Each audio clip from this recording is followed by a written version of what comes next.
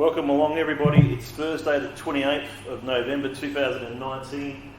Right in the heart of Redcliffe here today. So this is, I guess, another Peninsula edition, but also a professional athlete edition as well. Welcome along to the podcast, Unbeaten Professional MMA fighter, Stewart Nicoll. Thanks for having me, Tim. And we're out here at Broz. This is actually the first time I've been here to Broz. I do apologise, I should have been out here earlier.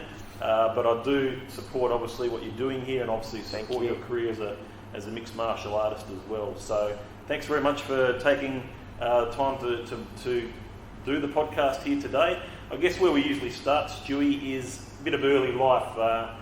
Some people may know some of your early life, but I guess to rehash to the listeners of the Valley podcast, from the Valley podcast, you weren't born in Australia, were you? No, I was born in the mainland of Solomon Islands, or Honiara, and I lived there for 8.5 years in total.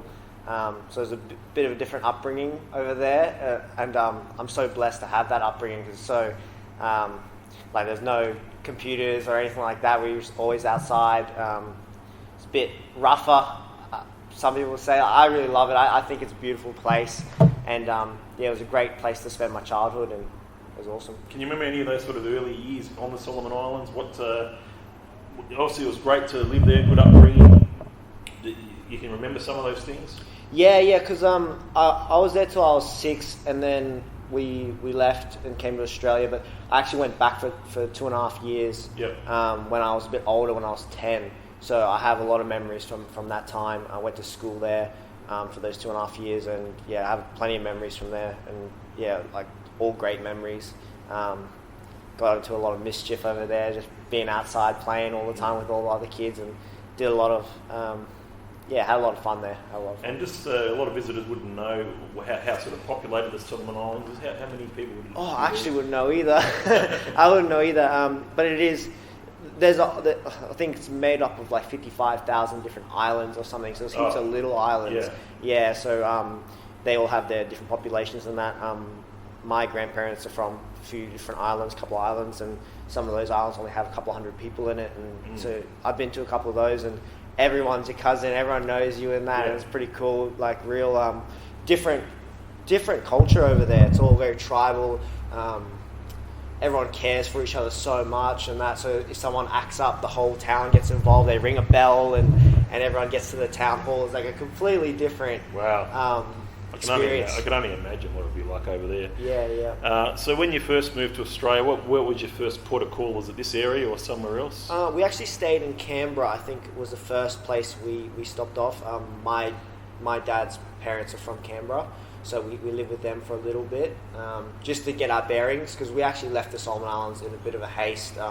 There was some ethnic tensions going on there. It was a pretty dangerous place to be at that time. Okay. Especially for our family, I think.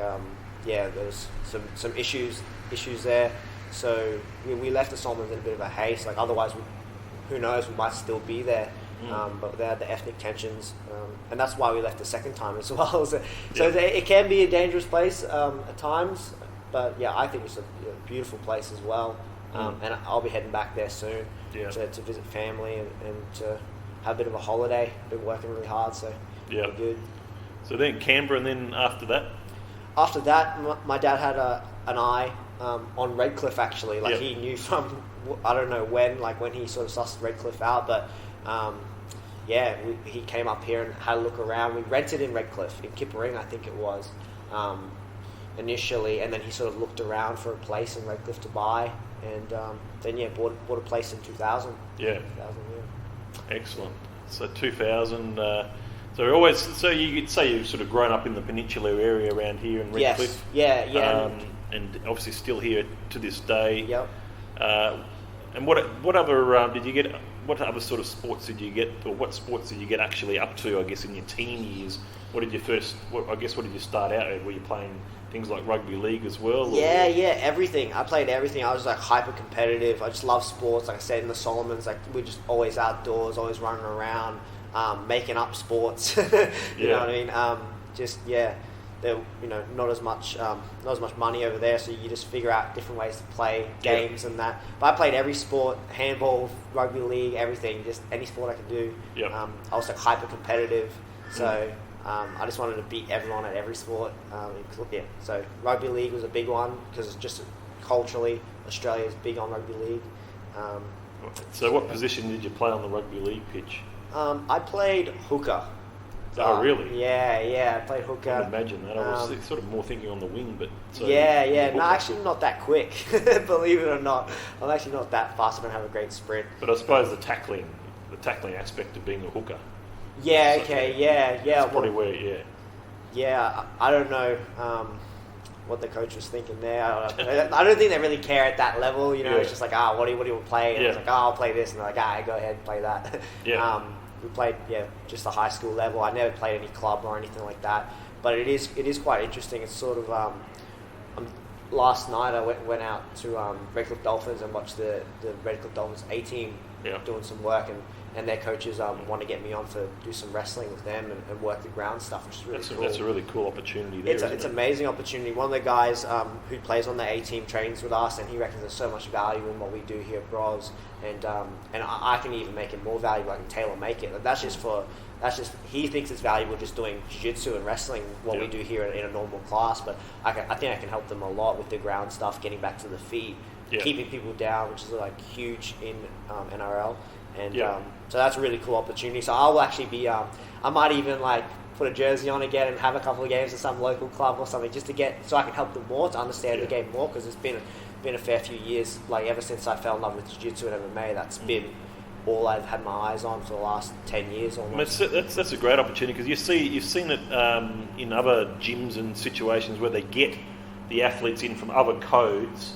They get the AFL or the NRL or rugby, and you know the gyms that are around there, like I think I read it once somewhere, one of the UFC PIs, they had like all the AFL players going over and using the facilities. So something you could do, you could get the Redcliffe Dolphins, get them all in here, get them all bloody training, tackling a different form of training. I think definitely. Some great opportunities there. And Redcliffe Dolphins, I've been reading that they're getting pretty close to getting a second Brisbane team, and Redcliffe Dolphins are sort of on the list with the Ipswich Jets, I think. They're one of the best teams in that league, and I think they're trying to get into the NRL, like to actually become like an NRL team, I believe. That's what I was talking to Taylor Brown, who trains here, and that's sort of what he was telling me. So they're taking it really seriously, and I watched them train last night. They trained for like 3 hours, just like crazy traiing, like hard training for 3 hours, and the boys are fit, and it's pre-season at the moment, and they're doing really well. And all the NRL teams, I've been doing a bit more research on it since they approached me, and they all have wrestling coaches and jiu-jitsu coaches and stuff. So I think they're heading in the right direction by doing some work with us. Yeah. So talking about jiu-jitsu, this is probably the premise for where your mixed martial arts career starts out. When did you first start? How old were you when you first sort of got into jiu-jitsu or Brazilian jiu-jitsu? I was probably 13. There was no Brazilian Jiu-Jitsu around at that time, but I was about 13, 14 when I first saw MMA and saw like how effective Jiu-Jitsu was. And then I was just doing it in the backyard, like with my brothers. We had a trampoline. We loved WWE as well, like growing up, and we put holes in the walls and stuff, throwing each other around, and we pretend that a door fell and put a hole in the wall. We make up all these excuses. But we just love wrestling. And when I seen MMA and how effective Jiu-Jitsu was, I just did it all the time with my brothers. I have two brothers, one older brother, one younger brother, and it's perfect. So I can work my offense on my little brother and work my defense on my big brother. So it was really, really good. Cool. So like I've been doing this about 13 is when I fell in love with it. I didn't actually officially start training until I was closer to 16, like 15 turning 16. That's when I started training Brazilian Jiu-Jitsu. But I did a little bit of judo before then. Like when I was 14, did a bit of judo for about 6 months. And but as soon as I found a Jiu-Jitsu club, because that's what I always wanted to do, as soon as I found it, I jumped on board. They were just in Redcliffe as well, so I've been training out at Redcliffe forever. Yeah, that's great, excellent. So wrestling, a lot of us involved in growing up, we get into, following WWF or WWE as it was. Who are your favourite sort of performers growing up in that space? My favourites. I remember when I was sort of just becoming an adult, there was Stone Cold Steve Austin. Yeah, there was The Rock. Yep. Stone Cold Steve Austin. I sort of grew up more like the Randy Orton sort of coming up. He was like the villain, but he was like really cool, and I like his moves and the RKO. And the RKO is one of my favorite moves. Like he's just so sneaky and such a cool move. Who else? John Cena is obviously a favorite of a lot of people. He's awesome. But yeah, probably Randy Orton, a bit of a villain. Like I think I liked him a lot. But no, I didn't get to witness the Hulk Hogan era. Sort of came in. Yeah, exactly. I came in after that. But that was awesome watching WWE and just wrestling with my brothers and practicing all those moves and yeah. So jiu-jitsu, when did you sort of elevate your skills enough to think, to sort of think that you could progress it further and go into, compete on the world stage in Brazilian Jiu Jitsu and that type of thing? How old when you sort of had a dream about that? Like when I first started, if I'm being honest, like I was just a big dreamer. Like I just always visualized things. Like as a young kid, you'd see me out in the yard for like 2 hours running around, just like in my head, just visualizing different things. And so when I found jiu-jitsu, and I'm very hyper competitive, so like why not aim for the highest goal? Yeah. So when I started training jiu-jitsu, I was like, I'm going to be a world champion. Like pretty much as soon as I started, that was a goal of mine. And yeah, it's still a goal of mine. Like I'm more focused in the MMA now. Yes. But like I still will compete in jiu-jitsu and do worlds next year and try to get that world title in that as well. So certainly enough to keep you busy when it comes to aspirations with jiu-jitsu. So I think you said Broz, this gym here has probably been around for about 3 years. Yeah, so I've been running it. How did it all start? So it was actually my coach, my Brazilian Jiu Jitsu coach, Fabrício Mendonça. It was his club, Broz. Like he created it. I think 2010, roughly when I started training with him. Yep. And unfortunately, he had to go away for work. Like he was really invested in his job, and they kept sending him to the States. And then eventually, they're like, it'd be better if you just lived in the States, essentially. So he had to go away for work, and he asked me to take over the club, and it wasn't actually something I was interested in doing. I was a competitor. I was like getting ready for Worlds, Nogi Worlds at the time, and I really didn't want to do it at all. All I ever focused on was myself, my own technique, trying to become a world champion for myself. Like I never really coached anyone, besides myself. So I didn't really want to do it. But the mats got packed up, put in a storage shed, and had nowhere to train for a couple of weeks there. And I was like, oh man. And besides that, like a big thing that I felt was like, Broz, like I've been training under Fab for 6 years at that time. That was called Broz back in 2010. Yep. Broz, like we haven't changed. We've changed it to Broz Martial Arts instead of Broz Jiu Jitsu, which is more of a recent change, isn't it? Yes, a very recent change. That's just because we're doing MMA classes now, and we want to appeal to the fitness. And the gym really looks like it's an MMA gym here. Yeah, absolutely. Well, that's my passion at the moment is MMA. Like Jiu-Jitsu is my background, and Jiu-Jitsu, like I'll always love Jiu-Jitsu. I'll continue doing Jiu-Jitsu when I'm old. Like when I'm 70, I'll still be doing Jiu-Jitsu. I won't be doing MMA so much. Might be coaching it, but definitely won't be getting hit in the head at 70. But I'll definitely be doing Jiu-Jitsu. But yeah, so we changed that recently, but it's just a minor change. It's Broz Martial Arts, and that's just because we do MMA as well. Because if you see Broz Jiu-Jitsu, you might associate with just Jiu-Jitsu. They don't do anything else, kind of thing. Yeah, exactly. But that's not the case. Like Aaron Blackie takes the MMA classes, and he's world class within his MMA, and we're going to be a strong MMA team as well. We've got a great Jiu-Jitsu team at the moment, and we're building a strong MMA team at the moment. Yeah, and it's a great gym, and it's it's good just to come out here and have a look at exactly how things would run, and it's obviously set up quite well. To be honest, here, Stewie. Yep. So well done with that. That's really, really good.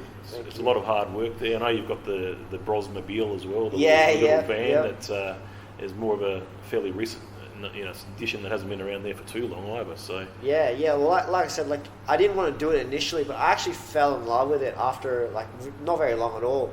Yeah. I started coaching, and within a couple of months, I was like, oh man, this is awesome. Like, just showing other people things that I like doing. Like, you know what I mean? So I just fell in love with it. I loved like helping people and help like getting their skills up.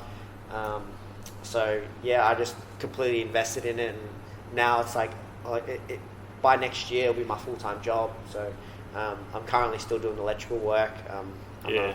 How much sort of electrical work are you currently doing per week? Not a lot, probably like a day or two a week. Yep. It's coming up to Christmas, so it's a little bit busier. Yeah. A little bit busier, yeah. So I was actually just this morning, I was at Damian Brown's place, Beatdown. He just bought a place and doing some renos there. So that was cool. Is that out of Kashmir? That yeah, beautiful area, beautiful area. So yeah, he they haven't moved in yet. They've got everything happening. They've got the painting. So yeah, plastering all that, taking down all the lights and that. So they're going to replace it and move things. So it's a fair bit of work there. So I mainly do work for like friends and family at the moment. I got a little bit of side work going on, but very, very minimal. Because the gym's doing really well. So next year that'll be my full-time gig. Just coaching people and doing what I love, training. And I guess what was the first sort of mixed martial arts? When did you first? I guess how long ago was it when you first watched a UFC event on TV, for example? Yeah, so I think it was like 13 was when I first watched Pride. It was a Pride event. It was Fatal versus Hongman Choi, the giant slayer like it. That was the first event I ever seen. And that was like when I was 13. I just fell in love with it straight away. I was like, oh, this is awesome. Like a lot of it is because of the size disparity of the contest. I don't know how much kilos there would have been, maybe 50 kilos or something difference, like just some ridiculous weight difference. And me being very small, like I'm still very small now, but back then I was even like, I would have been, it'd be lucky to be 50 kilos back then when I was 13, and everyone was like much bigger than me. I was like, oh man, I want to learn that. Being hyper competitive in all sports, that seems like the ultimate sport. Being able to fight, especially in school, you get bullied a lot more when you're a lot smaller. A lot of people want to pick on you, push you around, and that. So I was like, oh, next time someone pushes me around, I want to get them in that. I want to get them in an arm bar, that kind of thing. So it was a huge motivator for me. I mean, doing it for as long as you've been doing it, and doing it for putting the hours in that you have, there must be so many.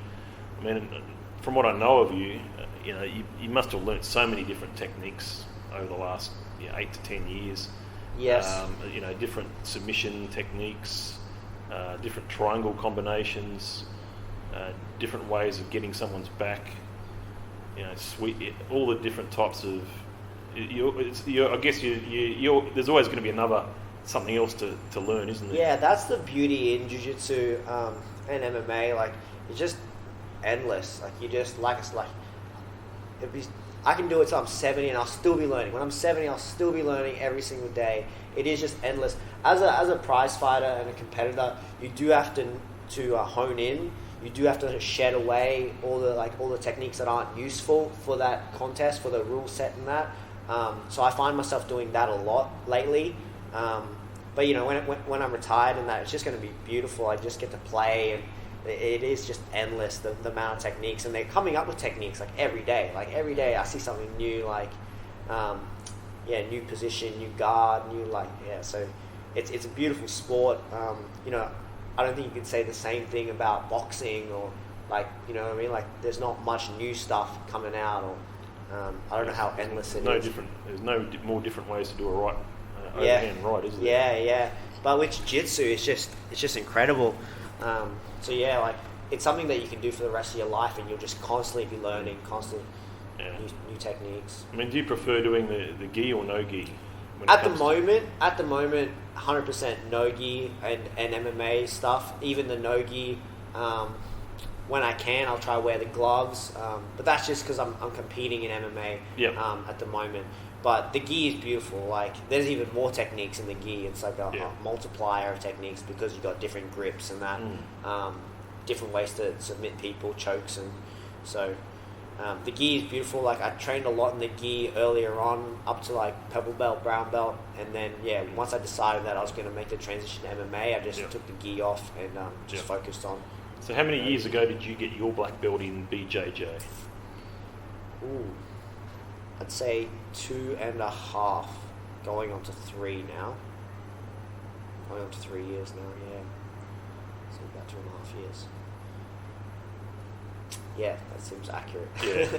Just trying to think, I actually don't focus on that stuff too much. Yeah. Like, I just... You obviously got given it to it because you're obviously very good at your craft, though, at the end of the day. Yeah. I definitely think that I deserve my black belt and deserved it when I got it. It's just, it's never been my goal to be a black belt. Yeah. It's just skill acquisition. I just want to be as best as I can. I don't care what belt. I'm not even wearing the belt anymore. I just teach kids classes. I put the belt on, and women's classes. Like I don't even train much in the gi at all. Like I don't really. It's never been my focus, so I never really even think about that. Yeah. Like I'm struggling to remember actually when I got it. It's definitely a goal that you have when you start jiu-jitsu. Yeah. And it's definitely means a lot. Like it means a lot to me, but just skill acquisition is the main thing. Like how good am I? Yeah. Am I getting better every day? That's what's important to me. Yeah, certainly where you've got to at the moment, you've obviously had some really good coaches so far. Yep. That have helped you be able to set things up here, to be able to progress your BJJ career and also into MMA now. Yep. So I guess who are the sort of coaches or some of the coaches that you would have learnt the most from or got the most out of, or some examples of what they may have said to you? Say, look, that's something this guy said that was, and that I've taken that and ran with it. Yeah, I've actually been really blessed with so many awesome coaches and mentors, people that aren't necessarily my coaches, but they've helped me so much. Friends as well, obviously. Friends and teammates. And, teammates. I've been blessed with so many. I can think of 20 different people that have helped me a lot. But obviously the main ones would be Fab, who I've been with for the longest time. So the guy who used to have the gym? Yes, yep. He still comes in and trains every now and then. So when was the last time you saw him? Just yesterday, last night. Yeah, okay, so last night. Still there? Yep. He's still there, yeah. So that was for a 1.5 year period where he was away, but he's back now. Yeah. He's living in Brisbane and that, and he pops in a couple times a week and does That's good. Yeah, no, it's awesome. I got a great relationship with him. Obviously, I spend the most time with him. Not so much anymore. Dan at the moment, Dan Higgins is my main coach, but that's because I'm focused on MMA. And he's just a legend. So Dan Higgins, obviously a very well-known coach in this space. Yeah. So you would see, how often would you see Dan at the moment? The way we've got it set up is that we go see him. So Aaron and I both go. Aaron Black and I go see him at his garage once a week, and we have something very specific that we want to work on. It's a private session.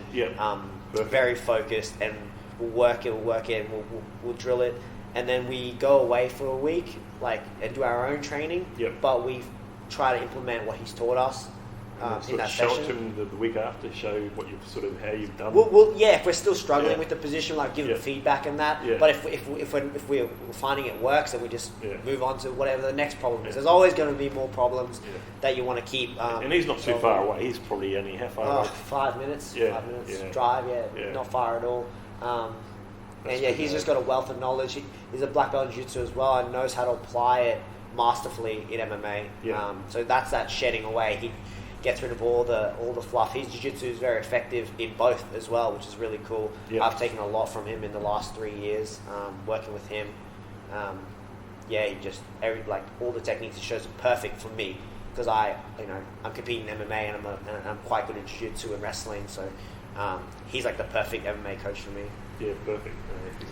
He's definitely well renowned, and some of your teammates, obviously Damien and Ben, Aaron, all speak very highly of Dan Higgins. He's definitely there. I guess he obviously had quite a lot of teammates, as you mentioned. We mentioned some of them here today already. Aaron Blackie, he's sort of I guess you live in each other's bodies, I think. In a way, that's how close you guys are. Yeah, we definitely, because we live together and we talk with each other for hours every day about different things. We have these sort of conversations. Like we've definitely rubbed off on each other. He's taught me so much, taught me a lot, and like he's a mentor to me. Like he already had 6-7 fights before I had my first fight, so he already had heaps of experience. Training under Dan for those years, like all those years, and how to integrate it. And he's cornered, I don't know how many fights, probably 100 fights he's cornered. So he's been there, and he's been at the events. Like he was like he had a lot of knowledge already, and I had none. I had zero. Just competed in jiu-jitsu. So I knew about competing. I knew about the mentality of competing and how to perform. But I didn't know, all the intricacies of fighting and that. And like one of the funny ones is like bringing in a cup to the fight. I like didn't bring a cup to my first fight. And like, so that was a amateur mistake. And to cover it up, So that that caused a lot of panic. So that goes to show how much I know about, because I never train in a cup like when I'm doing jiu-jitsu. You don't wear a cup. Sometimes in sparring you wear a cup, but So the other thing to we won't sort of cover off on too much ground that's been covered, but I like to just make a mention, obviously, to the Comptons. So the Comptons, very well known for their striking. The striking clinic coach out at Auchenflower. You probably go there on a weekly basis at least. I go there Monday, Wednesday, Fridays. I know Elliot had both yourself and Aaron on his podcast recently, so I did listen to some of the stuff on that podcast. Quite good. So shout out to Compton Radio if you want to listen to that podcast, where you can get a bit more, I guess, into Aaron Blackie and Stewie's careers, some of the stuff they've sort of been up to there. So it was quite fascinating listening to some of that stuff. I'm just trying to think, there was one thing there that stuck out. We may come back to that, but your professional MMA career, I think you said on the podcast actually that you pretty much jumped straight into being a pro because you had the background in BJJ. And so you pretty much jumped into that first fight at ACB. Just on the strength of your sort of background in BJJ and your reputation around Brisbane, I guess, to a degree. Tell me how that first fight came about. I would like to sort of know how you got approached. How did you get onto that ACB card? That's a funny story as well. Like, they actually approached Aaron. For a fight. I think Aaron already had a fight lined up, like a couple of weeks later or something. He couldn't take the fight. And he's like, "Oh, but my roommate will fight." Like. And they're like, "Oh, well, how many fights does your roommate had?" And he's like, "Oh, he hasn't had any." And they took a chance, took me on, and I fought Darren Haben. I think he had 12 amateur fights. I think he had a title. 12 amateur fights. How many pro fights for that guy? Zero. So he was making his debut as well. So he was making his debut, but still, like, those 12 amateur fights are still fights. Like, it's crazy. Like, that's a new thing, I think, in MMA, where people are having these amateur fights, where they're having heaps of them. They're getting belts and getting double belts and racking them up and defending belts. I think it's a fairly new.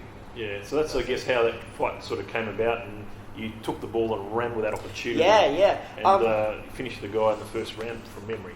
It was. An rear naked choke, was it? I think it was 3 weeks notice sort of thing when we actually signed on. Maybe not even that. It was something crazy, but they were asking Aaron maybe 4 weeks out. Then they got me the fight with Darren Haben, and I signed it literally as I was going to the airport.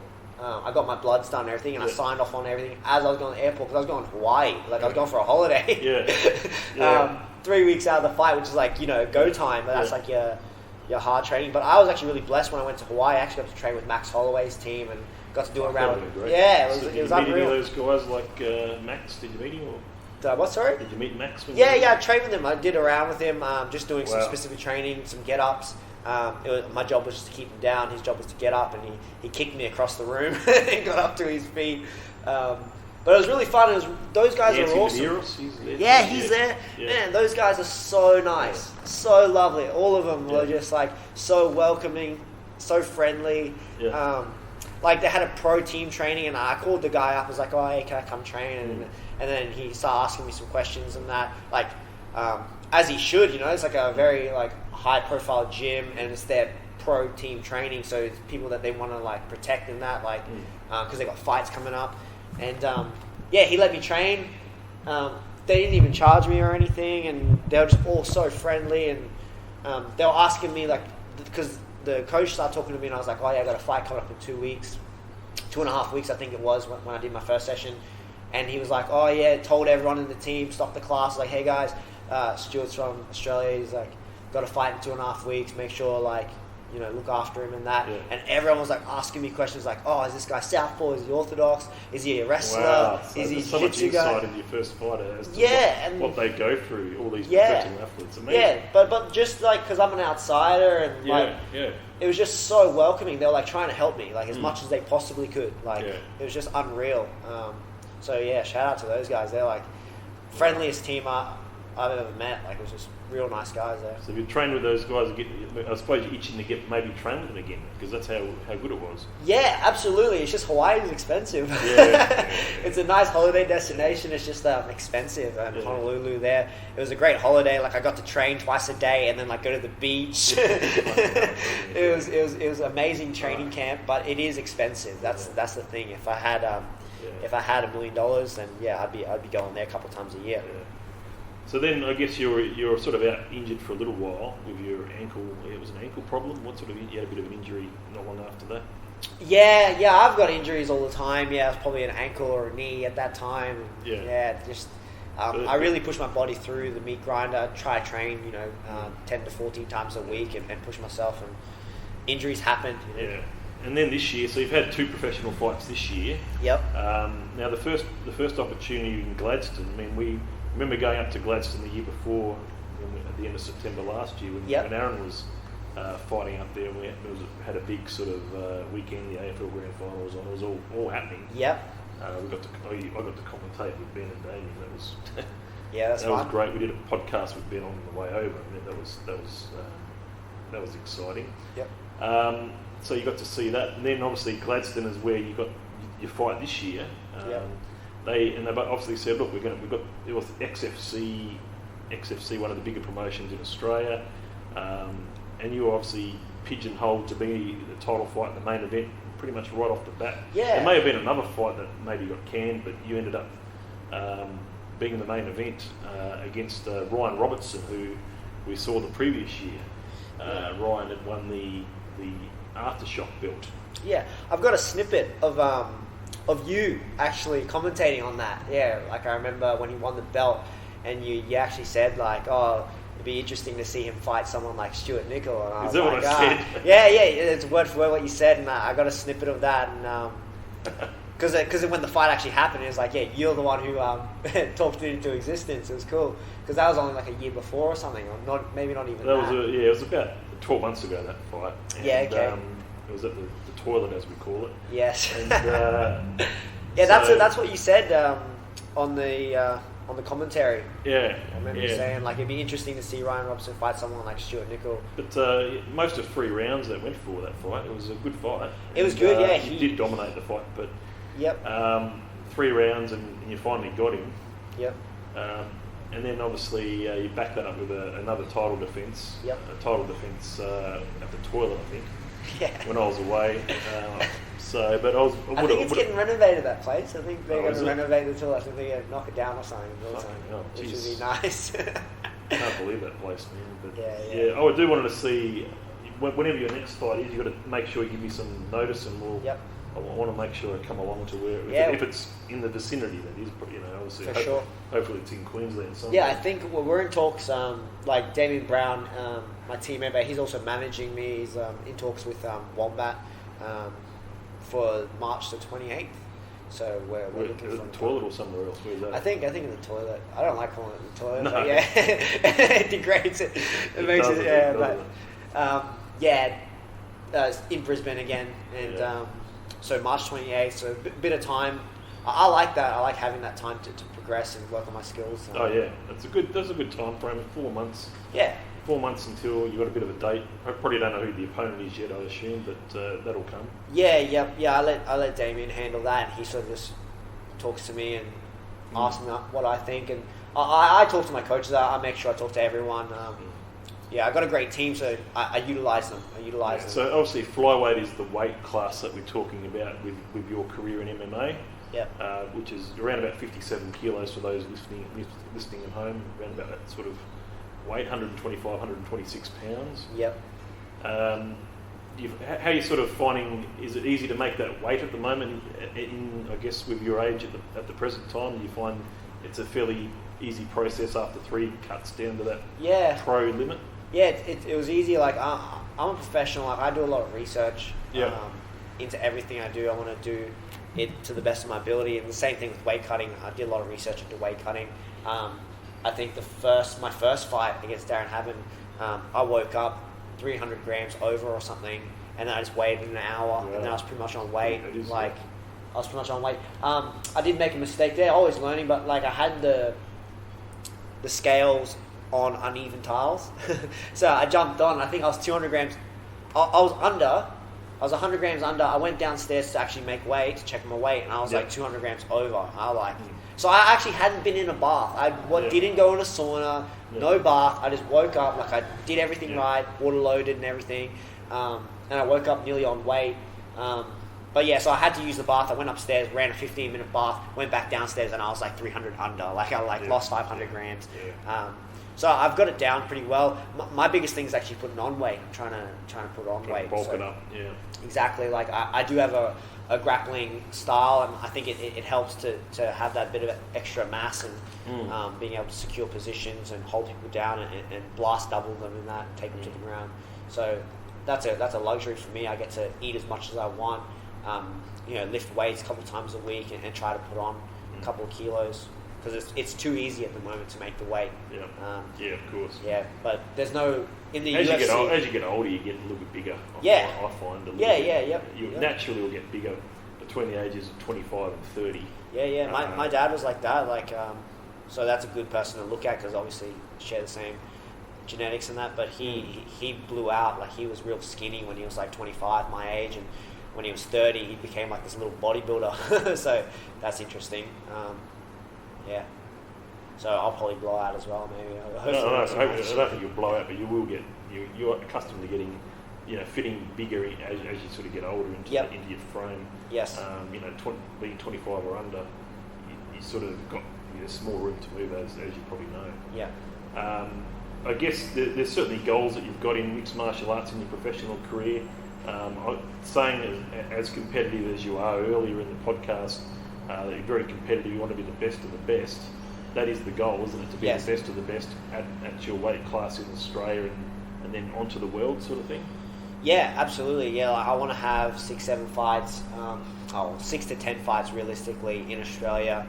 Whenever they'll let me in, you know what I mean? Like the goal is UFC. If they let me in at 6 fights, I'm in. But I want to have at least 6 fights in total in Australia and rack up some belts and defend my belt and then fight in the UFC and make it all the way. Like that's the goal. And just keep pushing it. Just never stop pushing it. Like if I win the belt, I defend it a few times, like next division. Like just keep pushing it until I want to put a limit on myself. Like I think heavyweights can keep fighting until they're older. Like you see that a lot.